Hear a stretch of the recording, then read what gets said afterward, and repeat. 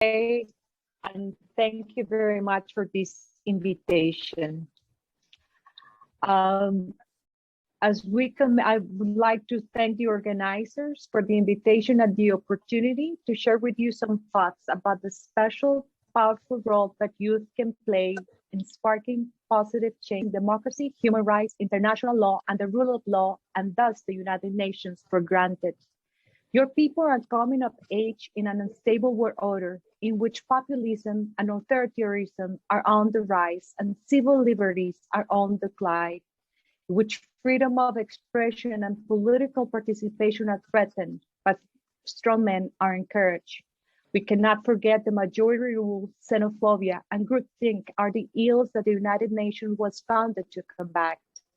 As the premier international legal organization, we must stand by the UN and what the UN stands for: respect for fundamental human rights, social justice, and human dignity, the rights afforded to each and one of us. This is the UN and our delegation's obligations to the world youth, and we must not forget the youth of Myanmar and all of those who are standing up for democracy in all corners of the world. Second, we cannot continue self-sabotaging in the face of climate change. Youth around the world know this. At risk is nothing short of life on Earth. The COVID-19 pandemic made us reconsider how we conduct daily life and forced us to revisit our interactions with the nature environment. Climate change requires a major overhaul. The latest UN Intergovernmental Panel on Climate Change forecast that a hotter, climatically extreme future is inescapable. But how hot, how extreme, how inhospitable is up to us.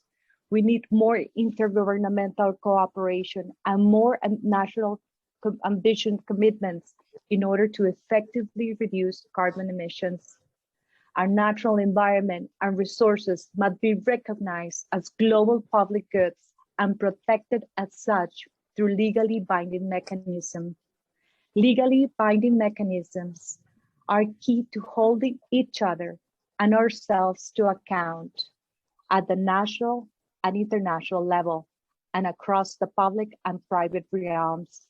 It is also high time to address the unfettered consumerism and special interest groups that are steering us towards extinction.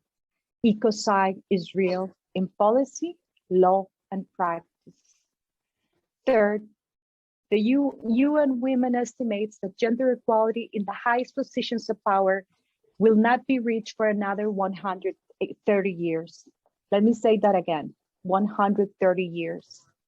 Mechanisms of inclusion such as quotas or reserved seats and targeted recruitment are important first steps to get more girls and young women in the door and to contribute to the normalization of women in political life. Addressing the problem of women inclusion must be more about than making sure that there are enough women in the room.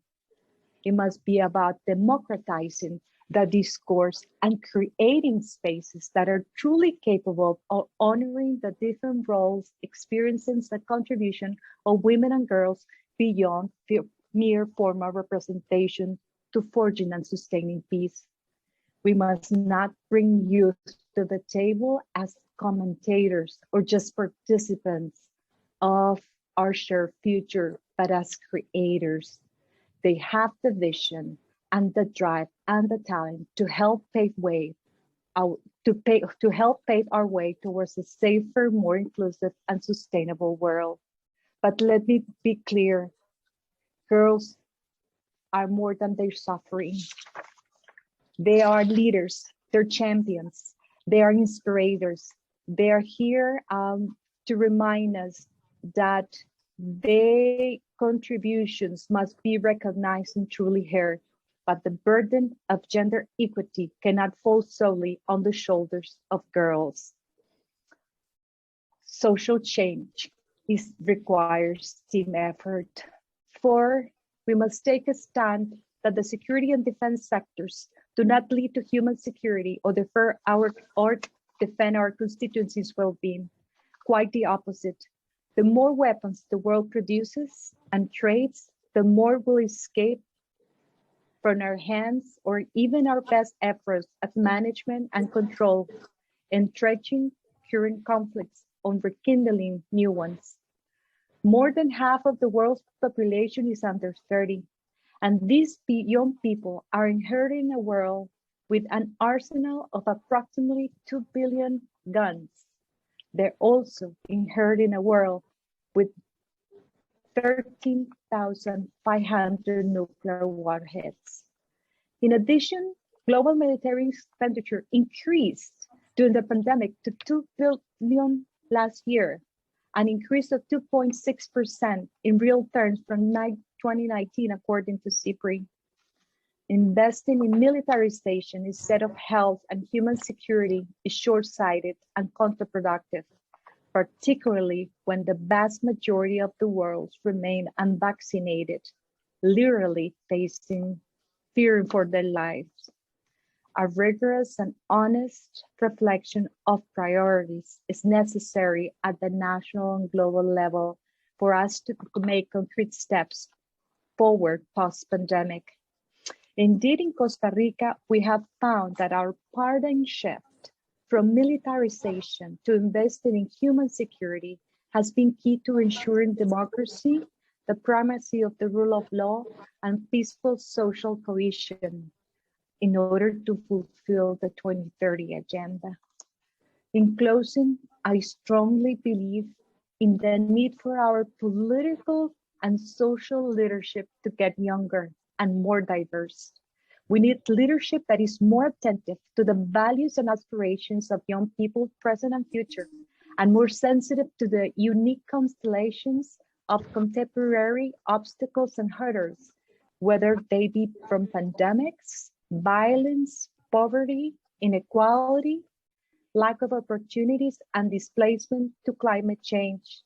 And on that note, the United Nations should pay its interns. Previous generations, in many ways, have put young people on the back foot. It is our duty to help them. It is their turn now. I thank you.